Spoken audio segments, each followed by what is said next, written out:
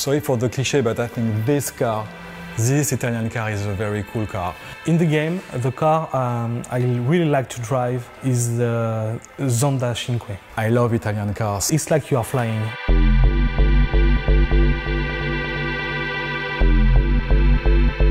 One of the decisions we had to take when we started Test Drive Unlimited 2, it was do we keep the old racing engine or do we develop a new one? And because we have been a little bit frustrated by the first one and we couldn't deliver the experience we wanted, we decided to rework and to recraft from scratch. For this game, it was quite important how we balanced the handling out. So it's always been about this kind of balance between arcade and simulation handling. And we'd kind of reworked the whole handling to kind of achieve the aim of upgrading this for the new game.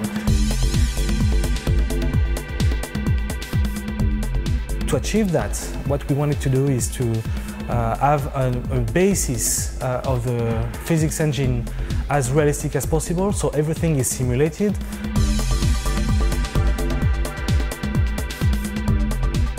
With this new handling, you can drive classical car, you can drive small power cars and very high-end cars like those ones. With this type of cars, it's the most difficult elements that the player will have to deal with is to judge how much power do I transfer to the car.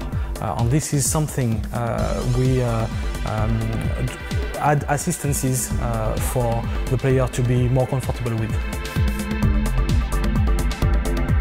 Of course, when it's raining in TDU2, the roads get wet and the handling taking account this parameter.